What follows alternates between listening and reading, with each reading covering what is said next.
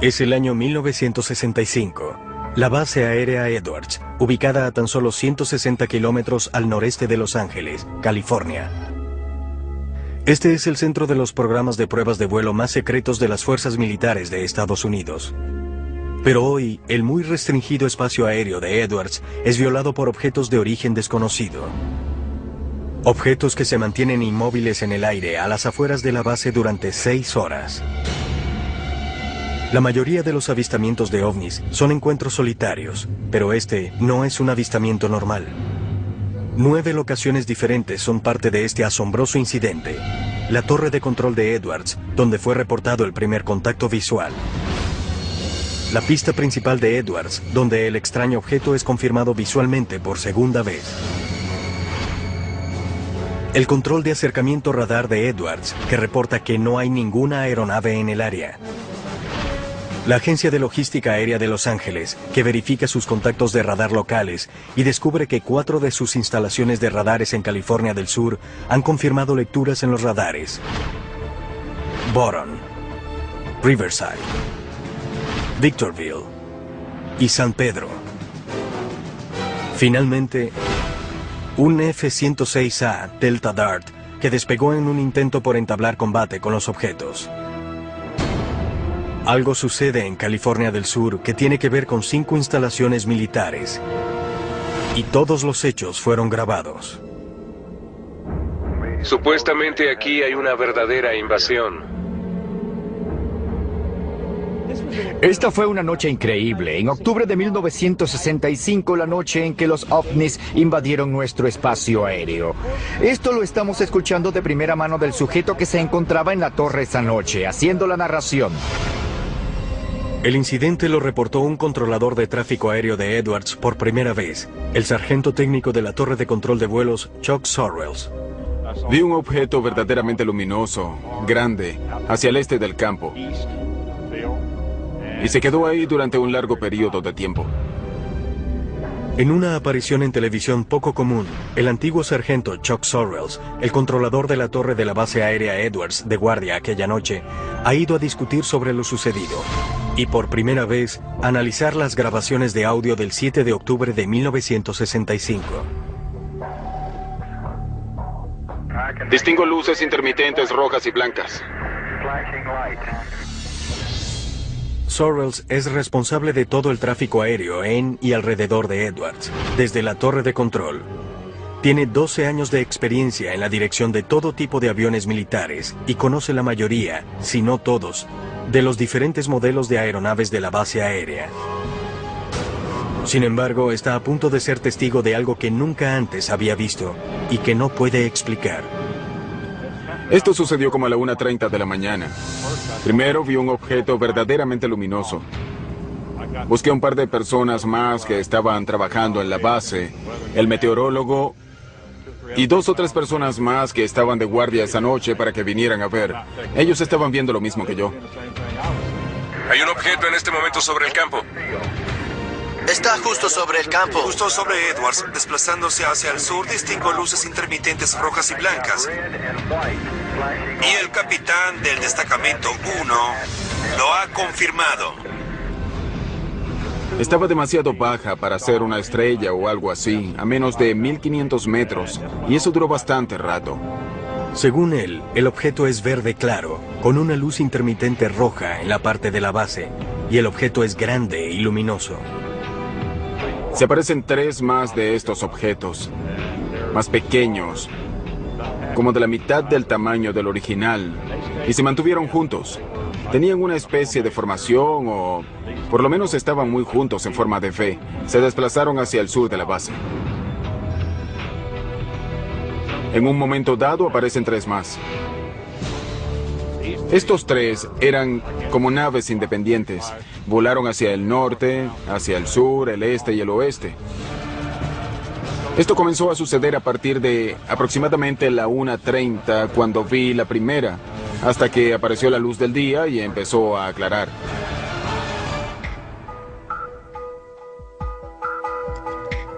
El equipo de la revista UFO se reúne en la base aérea March a unos 145 kilómetros al sur del lugar original del avistamiento y la locación del contacto del radar con los objetos en 1965 para encontrarse con Sorrells. Han conseguido las grabaciones de audio completas del acontecimiento de 6 horas, ocurrido en 1965, y por primera vez se presentan aquí.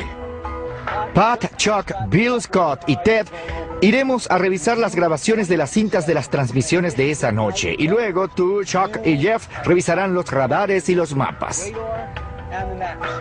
Excelente. Muy bien, vamos. Me parece bien. Manos a la obra.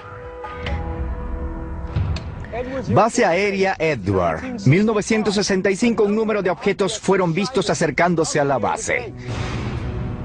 Todo lo ocurrido fue grabado en las conversaciones de la torre de control por parte de Chuck Sorrells. Estas transmisiones eran secretas anteriormente y se pensaba que se habían perdido.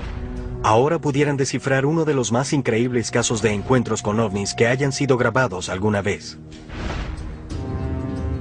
Bill Scott, antiguo ingeniero de pruebas de vuelo de la Fuerza Aérea de Estados Unidos, se une al equipo para ayudar a analizar las grabaciones de audio, ahora de libre acceso. Estas son las transmisiones reales, las comunicaciones entre tú y la agencia de logística aérea que tuvieron lugar esa noche mientras los ovnis estaban en el aire. Así es, y fueron grabados desde la agencia de logística aérea de Los Ángeles. El equipo prepara las transmisiones y las rebobina hasta el 7 de octubre de 1965. Dio un giro hacia el norte de donde estamos y otro viene a mucha velocidad. Se aproxima de norte a sur. ¿De norte a sur a esta hora de Edwards? Así es, tiene luces rojas Tengo intermitentes. otra combinación de luz roja con verde a la vista, moviéndose muy velozmente sobre mi campo en este momento. Iré a verificar con mi sistema de radar para ver si capta algún movimiento en esa área. Sorrells, en la torre, llama a sistema de radares, el control de aeronaves cercanas, para verificar si ven algo. ¿Tienen algún informe de objetos voladores no identificados ahí? Supuestamente aquí hay una verdadera invasión. Para entonces, sistema de radares no presenta ninguna aeronave en el área, pero siguen llegando reportes de estos misteriosos objetos a la torre de control de Edwards. ¿Nos podrían hacer un favor? Estamos buscando unos 7 ovnis. No estamos seguros de que esto venga de Edwards y George. Hay unos 7 con luces intermitentes rojas, blancas y verdes. Y ya los tenemos a la vista. Nos preguntábamos si los detectaban. Intentamos tener un amplio espectro de opinión. Los objetos son confirmados por 5 radares militares independientes, pero la identificación de estos objetos no será tan fácil. Lo miré con los binoculares y la primera impresión es que luce como una estrella. ¿Sí? Era blanca y verde y todo el tiempo tenía luces intermitentes blancas y verdes. ¿Parecido a lo que harían las luces anticolisión de un avión? Pero en ese momento usted pensó que no eran luces anticolisión de un avión. Sabía que no lo eran. Los aviones tienen luces anticolisión en los extremos de las alas, en la parte superior e inferior del fuselaje y en el alerón vertical de la cola. Desde la cabina de mando se ven verdes a la derecha y rojas a la izquierda. Los colores les permiten a otros pilotos saber si la aeronave se aproxima o se aleja. Sabía que no era un avión, ni un helicóptero, ni un globo, ni una estrella. Sabía que no se trataba de ninguna aeronave de prueba que conociera hasta ese momento y teníamos muchas aeronaves de prueba en la base Edwards. Si bien es posible que las luces que vieron esa noche hayan podido ser pruebas secretas de nuevos aviones, Sorrells desacredita esa teoría.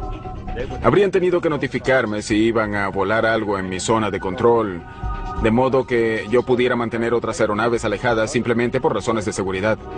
Si existiera una prueba misteriosa, Chuck habría tenido que saberlo. Sorrells menciona varios programas secretos en Edwards durante ese periodo. Si se hacía en Edwards, lo más probable es que fuera secreto.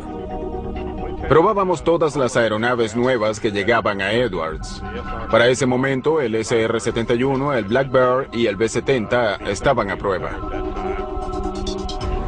Incluso si era un avión secreto, definitivamente no lo hubieran hecho en esa área sin notificar a los controladores aéreos de guardia. No es que le darían mucha información a la torre de control, solo le dirían que estaban haciendo algo. No había manera de operar en esa zona sin que Chuck lo supiera.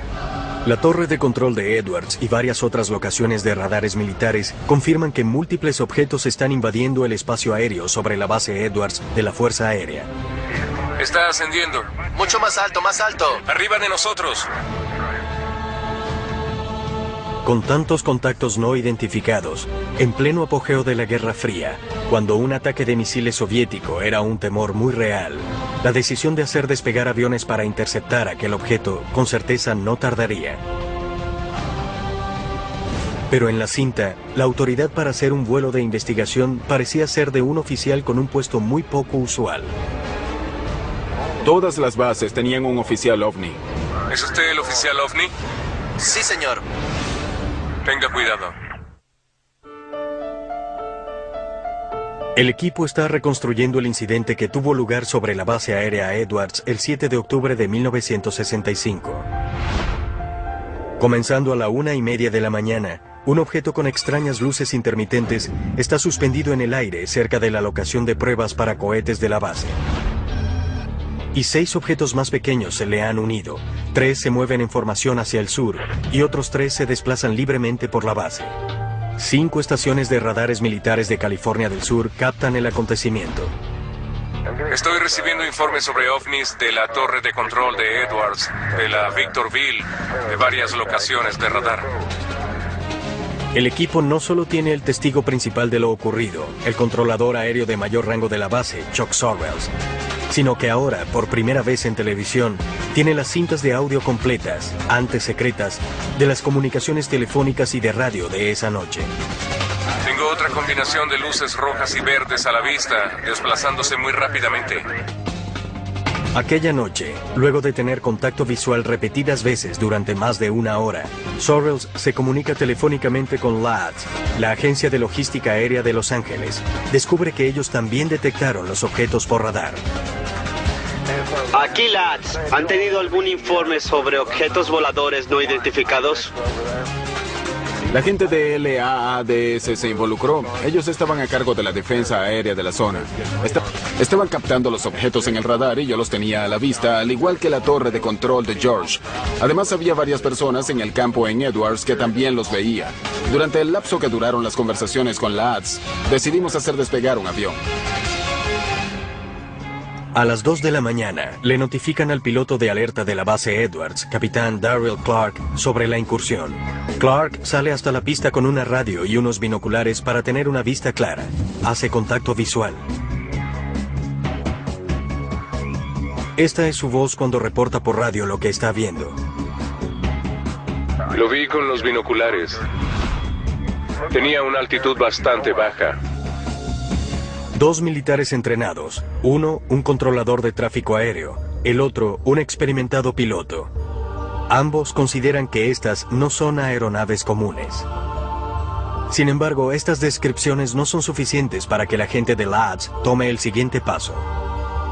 Necesitarán hablar con un oficial muy específico para determinar si deben enviar un avión a interceptar los objetos. Hay un teniente, el oficial responsable de los ovnis, que está durmiendo. ¿Quieren que hagamos volar a este teniente a ver si quiere salir a investigar?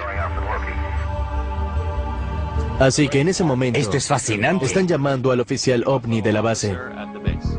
Hay un teniente, el oficial responsable de los ovnis, que está durmiendo.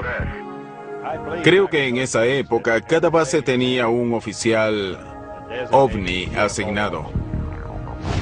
Según la Fuerza Aérea, los investigadores de la División de Tecnología Extranjera pudieron haber sido llamados extraoficialmente oficiales OVNI, pero este no es un término que fuera usado alguna vez por la Fuerza Aérea de Estados Unidos para referirse a una posición oficial. En mis 9 años en la Fuerza Aérea, nunca he oído un oficial OVNI. ¿Están buscando platillos voladores extraterrestres o simplemente algún objeto que no pudiera ser solo un identificado? platillo volador. Existe diferencia. No sé si estaban buscando alguna forma o tamaño en particular o algo así. Era solo algo que se saliera de lo normal, que pudiera ser llamado objeto volador no identificado.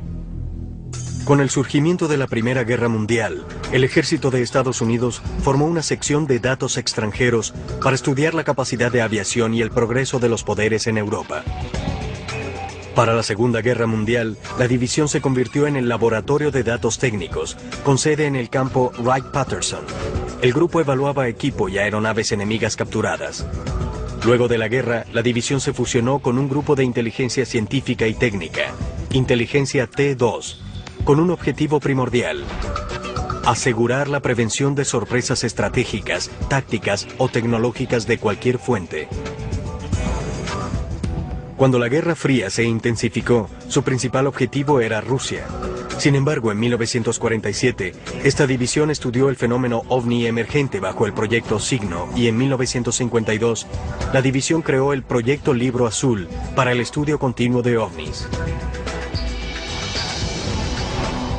En 1961, la división fue oficialmente cambiada a División de Tecnología Extranjera. El personal de la DTE no está asignado a todas las bases, solo a aquellas que encajan dentro de su perfil según la Fuerza Aérea. No era inusual que el personal de la DTE estuviera en Edwards, ya que esta base funciona como base de pruebas para los aviones de las Fuerzas Armadas y otras aeronaves, incluyendo las extranjeras. Este oficial era consultado al ver cualquier objeto no identificado, bien fuese una presunta aeronave soviética o cualquier otro objeto que no fuera reconocido de inmediato por el personal de la base Edwards. Objetos que no pueden ser identificados, que no saben qué son, han penetrado el espacio aéreo sobre la base aérea Edwards y se han acercado a las pistas. ¿Por qué no se han enviado aviones? Esto no sucede muy frecuentemente. Tenían que investigar sobre la marcha según las regulaciones. ¿Quién tenía la autoridad para hacer qué? Así que era un evento inusual. Supongo que en esa época se trataba de algo en lo que había que confiar en los instintos. Yo no tenía ninguna política particular por la cual regirme que me dijera qué hacer. Había que tomar una decisión y ejecutarla.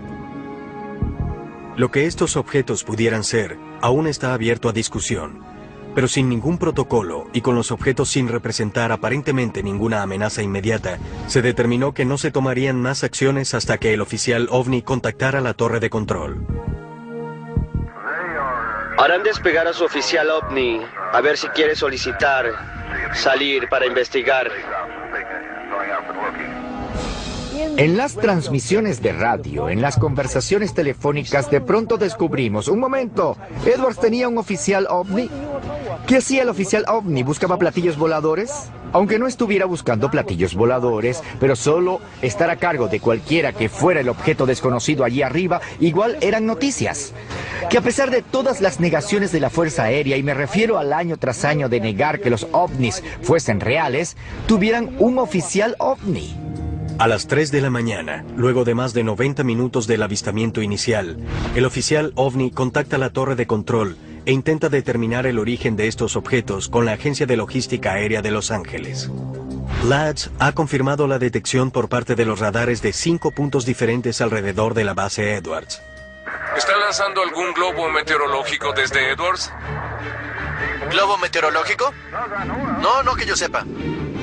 Edwards no tiene unidad radiosonda, así que dudo que permitieran algo que no tuvieran razón para hacer.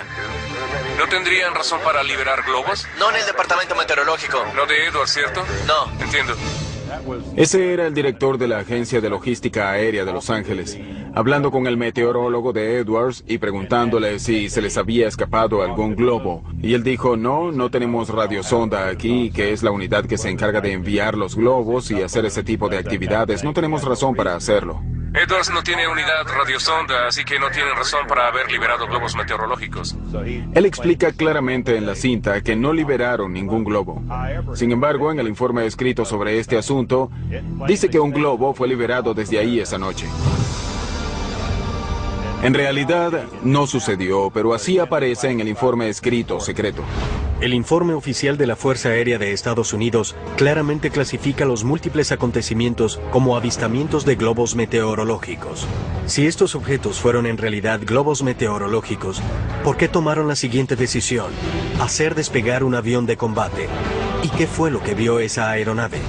Había aproximadamente 5 o 7 objetos, se movían suavemente, parecieron quedarse en la zona un tiempo y luego simplemente se desplazaron rápidamente hacia arriba. El 7 de octubre de 1965, varios testigos informan acerca de múltiples objetos sobre la base aérea Edwards. Un documento de la Fuerza Aérea de Estados Unidos, que antiguamente era secreto, dice claramente que este objeto era un globo meteorológico, a pesar de que, según el audio de la torre de control, Edwards no pudo haber liberado algo así. ¿Están lanzando algún tipo de globo meteorológico desde Edwards? ¿Globo meteorológico? Sí. No que yo sepa. Edwards no tiene unidad radiosonda, así que dudo que permitieran algo que no tenían razón para hacer. Pero el oficial OVNI que recientemente contactó a la torre de control busca una explicación más racional y continúa contemplando la teoría del globo meteorológico. Es muy difícil que un globo meteorológico se desplace de norte a sur a poca altitud cuando yo informé que el viento viene del oeste a 2 nudos. Si el viento provenía del oeste, uno de los globos se desplazaba de norte a sur y luego viró hacia el oeste. Sería muy difícil que un globo fuese en contra del viento. Lo que estamos diciendo aquí es que no tenían características de vuelo de un globo, que no había informes de que no había liberado ninguno esa noche y sin embargo el informe secreto establece el lanzamiento de un globo meteorológico. De hecho, según el informe, los objetos se describen como globos meteorológicos 3 veces, a pesar de la evidencia que muestra lo contrario. ¿Y este tipo de globo meteorológico al que ellos se refieren es normalmente luminoso? No. ¿Tiene luces de señalización? No. La única otra explicación que ofreció el oficial OVNI es que el objeto pudo haber sido una aeronave construida por alguien, contradiciendo lo que informaron Sorrells y el piloto de alerta en la pista, Darryl Clark. Sorrells les hace saber su opinión. El oficial OVNI vio algo que cree que es un avión. Yo no. El oficial OVNI dijo que para él lucía como un avión. Él no es un piloto entrenado, no está entrenado para nada, excepto para ser un oficial OVNI asignado para realizar no sé qué funciones. Pero hay un controlador de tráfico aéreo que dijo que no es un avión. Hay un piloto de alerta parado en la pista que dice que no es un avión. Pero el oficial OVNI piensa que sí lo es. Ahora, Bill, el trabajo del oficial OVNI es decir que las cosas son aviones. Recuerda que la Fuerza Aérea estuvo en el negocio de los ovnis, el asunto de los platillos voladores en 1965, y no lo dejaron hasta 1969. ¿No será que parte del trabajo de esa persona era desmentir estas cosas y no reportar incidentes al Libro Azul? Creo que eso es especulación. Yo estoy de acuerdo con Schott que el sujeto no estaba entrenado. Quizás no tenía ninguna función asociada con la aviación y lo único que sabía sobre aeronaves era que tenían una luz roja, una verde y una blanca. Por eso dice, a mí me parece un avión. No había ninguna conspiración, era simplemente falta de experiencia y no sabía de lo que estaba hablando. Si el objeto era un avión o algo más, el consenso en 1965 era que tenían que darle un vistazo más de cerca a lo que fuera que sobrevolara espacio aéreo restringido. Pero los únicos aviones en uso de Edwards están equipados con armas nucleares, los cuales necesitan un alto nivel de autorización para despegar. Estos aviones de alerta están designados específicamente para proteger a Estados Unidos de cualquier ataque entrante. Están provistos de armas nucleares para el caso en el que un ataque o contraataque inmediato sea requerido. Hacer volar a uno de estos aviones F-106 con armas nucleares sobre el espacio aéreo de Estados Unidos es demasiado riesgoso si no se sabe nada más acerca de estos objetos. No podemos utilizar los aviones de alerta, pero ¿tienen algún otro 106? Eso es todo lo que tenemos. ¿Es todo lo que tienen? Lo único que tenemos es un avión de alerta.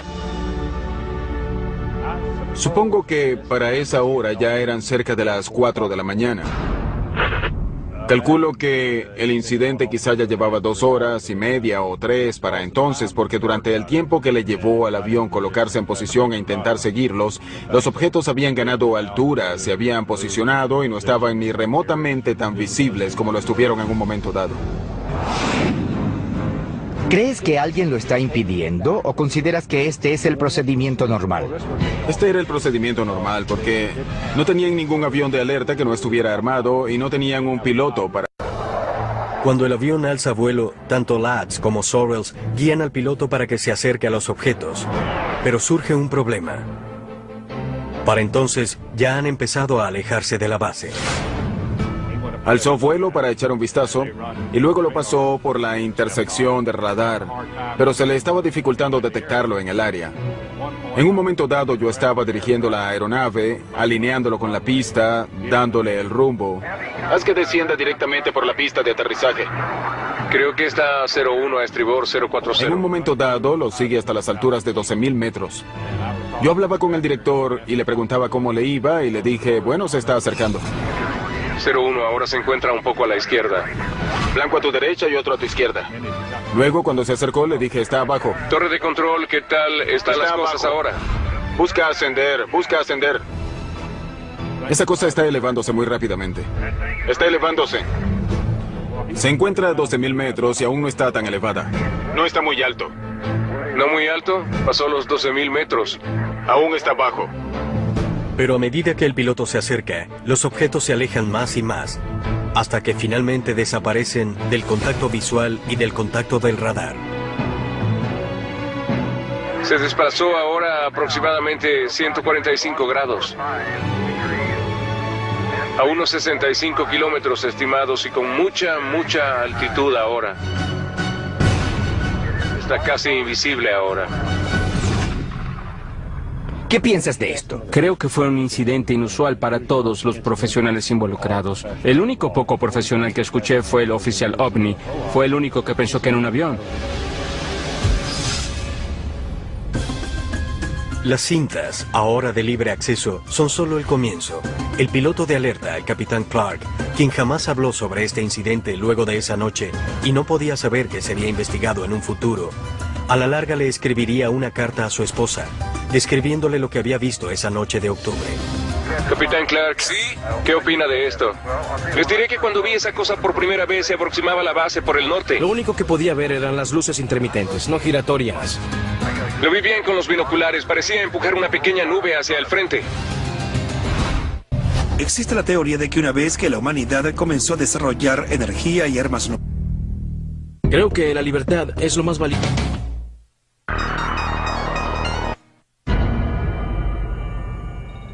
El equipo acaba de escuchar grabaciones que ya no son secretas sobre un incidente que tuvo lugar en la base aérea Edwards el 7 de octubre de 1965. Aquí torre de control de Edwards. Tenemos un objeto que se desplaza hacia el sur. Chuck Sorrells, el controlador de tráfico aéreo de mayor rango que se encontraba en la base esa noche, ha emitido nueva información sobre los extraños objetos que se hallaron suspendidos durante casi 6 horas sobre espacio aéreo restringido. Pero Sorrells y las grabaciones no son las únicas fuentes de la historia que se encuentra tras lo que la Fuerza Aérea llama el incidente. El capitán Darryl Clark era el piloto de alerta de la base aérea Edwards esa noche. Pareciera que está a una altitud bastante baja, a 3.000 metros. Su voz está en las cintas de audio. Viró más hacia el oeste y cobró gran altura. Luego de décadas de silencio, Clark siente la necesidad de documentar su experiencia de esa fatídica noche en una carta para su esposa. Lo importante de esta carta es que el capitán Darryl Clark era el oficial de mayor rango que se encontraba de guardia, y su relato corroboraba el relato de Chuck Sorrells. Ambos mantuvieron esto en secreto tanto tiempo como pudieron. Evidentemente, este incidente había dado vueltas en su cabeza durante décadas antes de que decidiera compartir el secreto con alguien. Esta carta fue entregada al equipo de UFO Hunters por Sam Sherman, el arquitecto de las transmisiones de audio reconstruidas que se grabaron en Edwards aquella noche. Sherman la obtuvo directamente del hijo de Clark. Estaba en alerta en la base aérea Edwards, en California, y era el oficial de mayor rango que se encontraba de guardia. Como a las 2 de la mañana recibió una llamada del controlador aéreo de mayor rango. Dijo que habían recibido informes de ovnis y que habían captado algo en los radares. Hola, le habla el capitán Clark, Alfa Lima. Bien, capitán Clark, aquí el teniente Reid. Tenemos informes confirmados de algunos objetos voladores no identificados en su área. Muy bien. Cuando pasé el escáner por el cielo, vi una luz intermitente al noroeste de mi posición que se desplazaba hacia el sur, a unos 300 metros de la superficie y a aproximadamente 300 nudos. El ovni nunca se estabilizó, continuó ascendiendo. Pareció desplazarse directamente hacia el espacio, hasta que finalmente perdí el contacto visual. Darryl A. Clark. El incidente también se rumoreó al día siguiente entre aquellos que se encontraban en la base pero no habían presenciado los hechos. El piloto de pruebas, George Merritt, estaba asignado a Edwards para entonces y recuerda la energía que rodeaba esta historia. Me llamo George Merritt. Me gradué en la Escuela de Pilotos de Prueba de la Fuerza Aérea en la Base Aérea Edwards. Cuando llegué a trabajar a la mañana siguiente, había rumores de unas extrañas luces que habían sido vistas al sur de la base, tarde en la noche y hasta temprano en la mañana. Todo el mundo hablaba, como en los programas de televisión, sobre la noche anterior. Todos preguntaban, ¿qué fue? ¿Qué crees que fue? Y Merritt confirma por qué le tomó a la Fuerza Aérea tanto tiempo para hacer despegar un avión que fuera a investigar. Comenzando por el presidente, tienen algo que determinar a ese nivel, a nivel del Pentágono, si existe amenaza y si queremos que estos interceptores armados nuclearmente despeguen, identifiquen el blanco y lo derriben. Lo tomamos muy en serio. Estas luces no presentan ninguna amenaza para la base aérea Edwards. Nadie está bombardeando. Nadie está disparando misiles ni armas. Ni hay paracaidistas. Nada que represente una amenaza para Edwards, ni en ese momento para la defensa aérea de los Estados Unidos. El informe va para alguien llamado el oficial OVNI de la base, ¿cierto? Ese es el capitán John Belent. B-E-L-E-N-T. El capitán John Belent es parte de la División de Tecnología Extranjera de Wright-Patterson, lo cual significa que suceden cosas secretas en Edwards que necesita supervisar y reportar a sus superiores.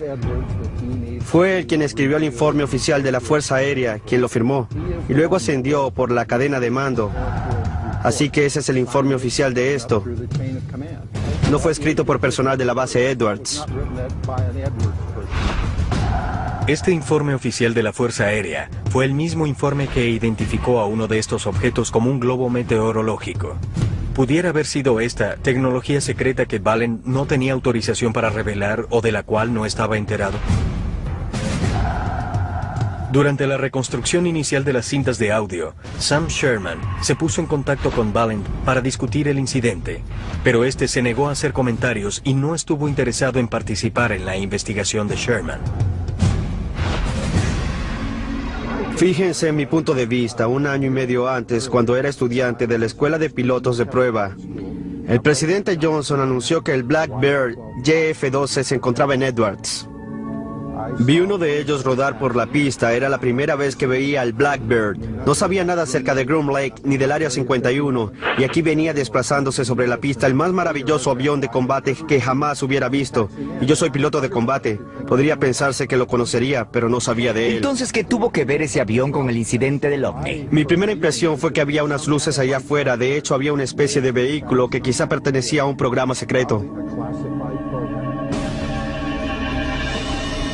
El área restringida, el área en que nosotros como pilotos de prueba realizábamos todos nuestros vuelos de prueba, se encontraba en lo que se denomina el área restringida de Edwards, la misma que tenemos en la actualidad, 2512, comienza a unos 8 o 9 kilómetros al sur de la pista y se extiende hacia el oeste, el norte y el este, así que las zonas de prueba de nuestras aeronaves estaban todas al norte de la base Edwards.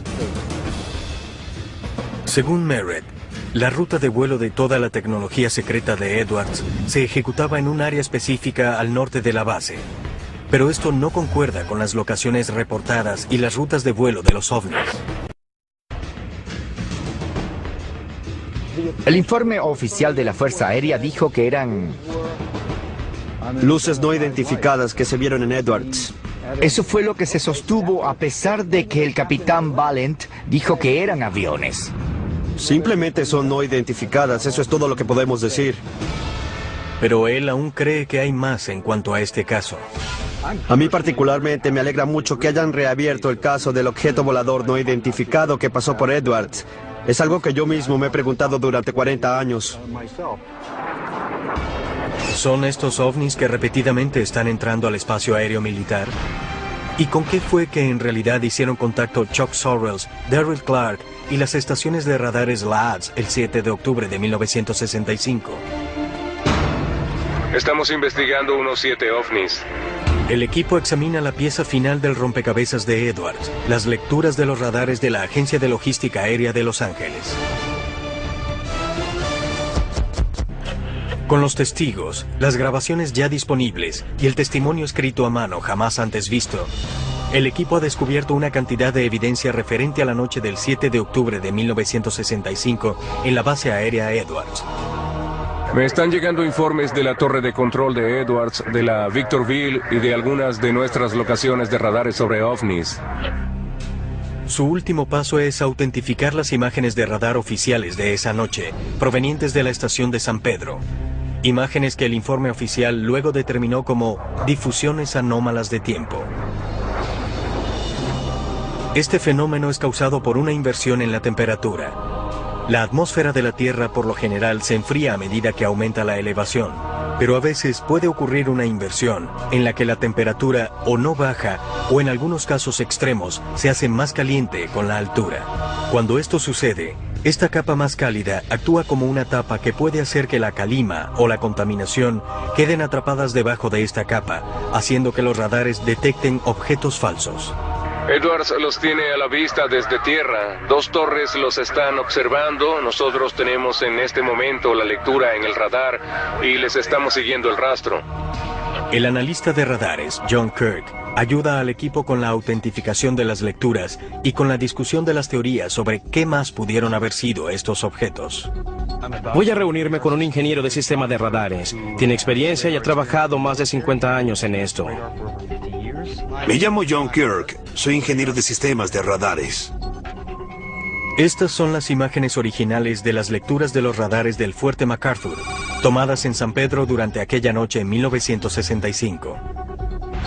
Las imágenes se tomaron en intervalos, creando una cronología visual que sigue los movimientos de los objetos a lo largo de todo el incidente. Se desplazan y ascienden lentamente y han sido confirmados por los radares. Si observan las imágenes, son bastante regulares.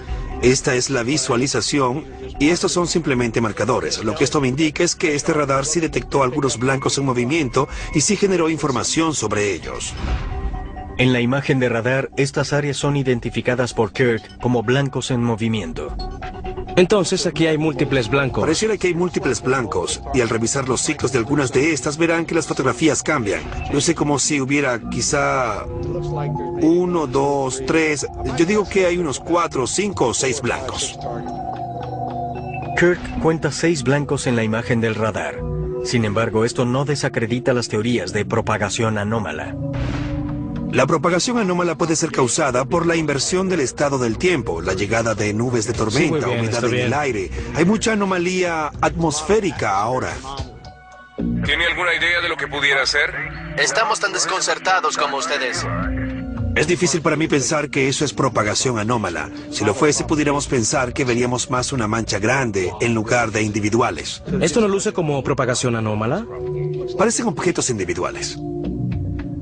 Según Kirk, la propagación anómala aparecería como una mancha, mientras que estas imágenes parecen ser blancos individuales. ¿Lucen como blancos? Para mí lucen como blancos. Ahora, ¿de qué tipo? No lo puedo determinar, no tengo idea. Pareciera que hay blancos ahí afuera y los radares parecen estar funcionando como debe ser.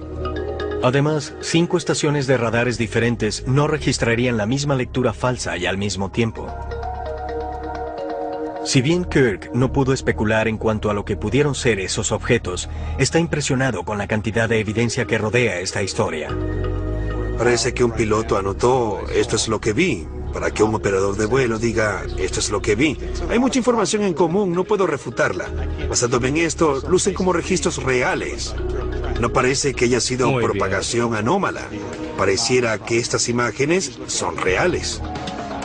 Hay 3 objetos definidos, no es el estado del tiempo, no es interferencia. Delimitan el objeto, pero no ven la aeronave. No pueden distinguir lo que son. El antiguo meteorólogo del Servicio Meteorológico Nacional, William Puckett, también tiene evidencia que sugiere que estas imágenes de radar no pueden definirse como propagación anómala. La noche del 7 de octubre de 1965, según el Centro Nacional de Datos Climáticos, la atmósfera estaba muy seca y no presentó inversiones de temperatura, 2 características claves que pudieran crear estas lecturas falsas de los radares. Sin que estas condiciones estén presentes, las posibilidades de que lo que el radar detectó sea propagación anómala son casi nulas. El estado del tiempo en la superficie de Edwards, desde la medianoche hasta las 6 de la mañana, muestra también cielos despejados, temperaturas suaves y de poco a cero viento. Y la visibilidad se calculó en 55 kilómetros. Con estos factores, la distorsión o identificación errada de objetos celestes como Júpiter, Saturno u otras estrellas es poco probable. Pero luego del incidente y la subsiguiente investigación de este, las fuerzas militares decidieron sellar todos los expedientes y las pruebas de audio que se referían al caso. Su explicación fue que las lecturas de los radares fueron falsos positivos y que los testigos solo habían identificado erradamente objetos celestes, a pesar de la contundente evidencia que descarta estas teorías. Para mí es asombroso escuchar que quizás haya ovnis penetrando impunemente espacio aéreo resguardado, espacio aéreo militar en los Estados Unidos. Según el relato tanto de las cintas como del seguimiento de los radares y de Sorrells, esto iba más allá de cualquier característica de vuelo conocida de alguna aeronave de aquella época o del presente. Tiene mucha más altura de la que tenía cuando lo vimos la primera vez. Estas grabaciones de los incidentes originales me pusieron la piel de gallina. Tengo otra combinación de luz roja con verde a la vista moviéndose muy velozmente. Cuando te sientas y escuchas a todas las personas que tuvieron que ver con el incidente, había muchas voces en esas conversaciones que no sabían lo que estaba sucediendo. Por supuesto, cerca de Edwards terminas viendo casi cualquier cosa. El audio es la prueba contundente. Está ganando altura. Mucho más alto. Así de rápidamente. Pareciera que está justo encima de nosotros. Mantuvieron la cinta secreta durante 30 años. ¿Qué había en esa cinta que tenía que ser secreta? ¿Armas secretas? No. ¿Un radar especial? No. Lo que eran ovnis. Más de 40 años después, el incidente de la base aérea Edwards sigue sin tener explicación.